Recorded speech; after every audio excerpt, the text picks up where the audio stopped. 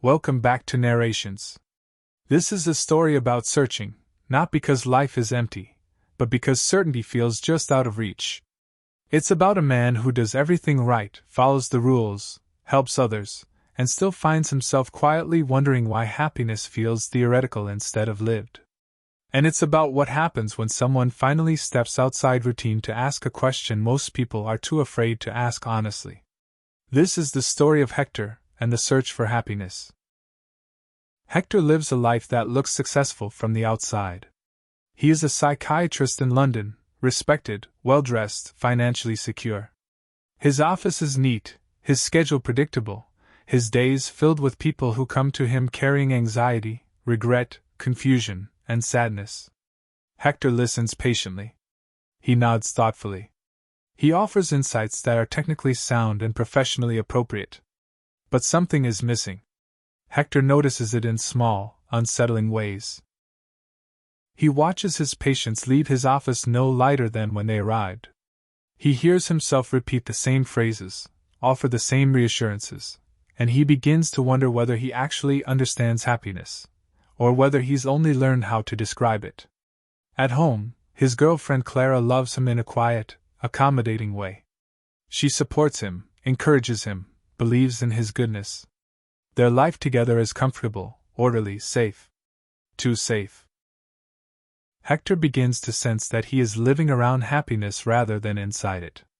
One day, the realization becomes impossible to ignore. A patient tells Hector that despite doing everything society told him to do, working hard, behaving well, following rules, he feels empty. Hector listens, then freezes slightly, because he recognizes the feeling too clearly. The patient is not describing an illness. He is describing Hector. That night, Hector admits something he's never said out loud before. He doesn't know what happiness really is. And worse, he's not sure he's ever felt it. So Hector does something deeply uncharacteristic. He leaves. Not dramatically. Not impulsively. He packs a notebook, writes a letter to Clara explaining that he needs to understand happiness before he can pretend to guide others toward it, and boards a plane. His plan is vague but sincere. He will travel the world, observe people, and write down what happiness actually seems to be, not in theory, but in practice.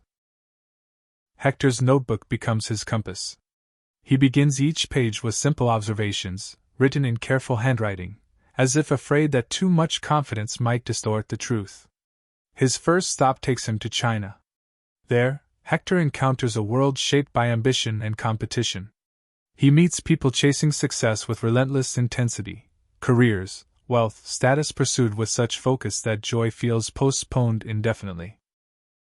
Hector notices how often happiness is treated as a future reward rather than a present experience. He writes, "Making comparisons can spoil happiness." As he continues traveling, Hector meets people who seem outwardly successful but inwardly anxious. He witnesses how fear of failure overshadows joy, how pressure transforms accomplishment into obligation. From China, Hector moves on to Africa. Here, the contrast is jarring. Material wealth is scarce. Life is unpredictable. Danger feels closer. And yet Hector encounters laughter that feels fuller, more present. He meets people who value community, rhythm, shared experience, moments of joy that exist without needing justification. Hector writes again, surprised by his own assumptions. Happiness often comes when least expected. But Hector's journey is not a montage of enlightenment. It is messy. In Africa, he stumbles into danger. He is robbed. Threatened. Forced to confront how fragile his carefully planned adventure really is. Fear strips away his intellectual distance. For the first time, Hector experiences happiness not as an idea, but as relief, the deep, physical gratitude of survival. He realizes something unsettling. Happiness is not always gentle. Sometimes it is simply the absence of terror. As Hector continues, he travels to America, where excess and emptiness coexist uneasily. He meets people who have everything Hector once thought would guarantee happiness: money, freedom, choice, and yet feel profoundly lost. Pleasure is abundant. Fulfillment is not. He observes how distraction masquerades as joy, how constant stimulation leaves little room for contentment.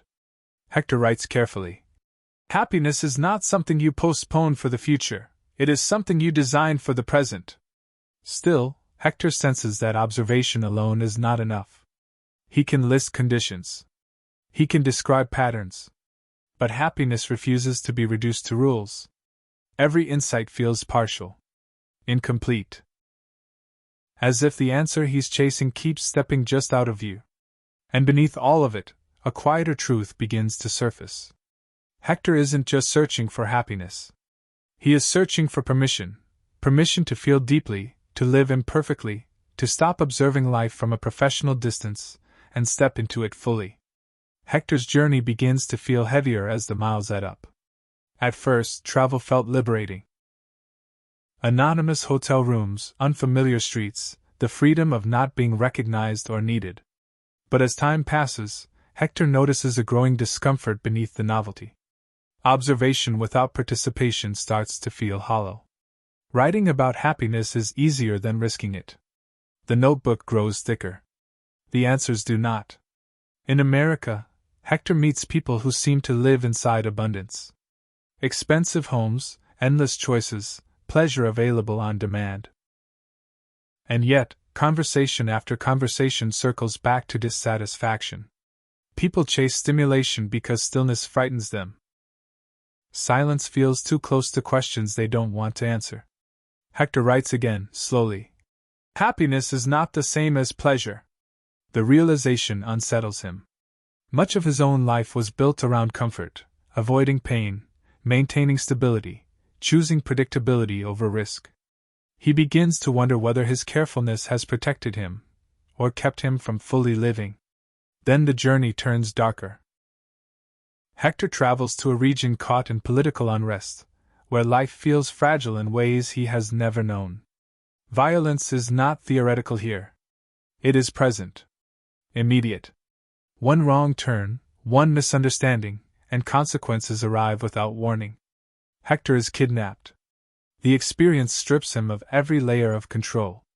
The doctor, the observer, the traveler. All that remains is fear and helplessness. In captivity, Hector has nothing to analyze. No distance to retreat into. He can only endure. And something unexpected happens. He notices moments of connection even here, shared laughter among captors, small kindnesses exchanged in impossible conditions. Humanity survives even inside cruelty. Happiness, he realizes, is not reserved for safe places. It appears wherever people find meaning. Hector is eventually released, shaken and changed. The relief he feels is overwhelming, not intellectual, not reflective, but visceral. He writes with trembling hands. Happiness is feeling alive. The words feel truer than anything he has written before. As the journey continues, Hector starts noticing something else. He misses Clara. Not as an idea. As a presence. Her quiet steadiness. The way she knew him without demanding explanations. For the first time, Hector sees that in his search for happiness, he may have left something essential behind. He realizes that happiness is not only discovered, it is shared. Returning home feels different now. London no longer looks dull. It looks familiar in a comforting way.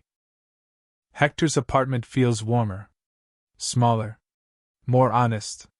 And Clara looks at him with relief, frustration, love, and patience all at once. Hector finally understands what he could not articulate before leaving. Happiness is not constant joy. It is not success. It is not certainty. It is connection. It is choosing to engage with life rather than standing safely beside it. Hector returns to his work changed. He listens differently now.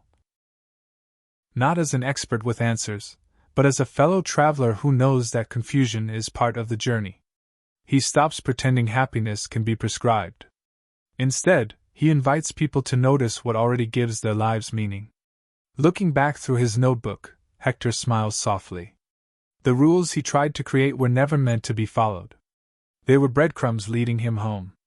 Hector and the Search for Happiness is not a story about finding a universal definition of happiness.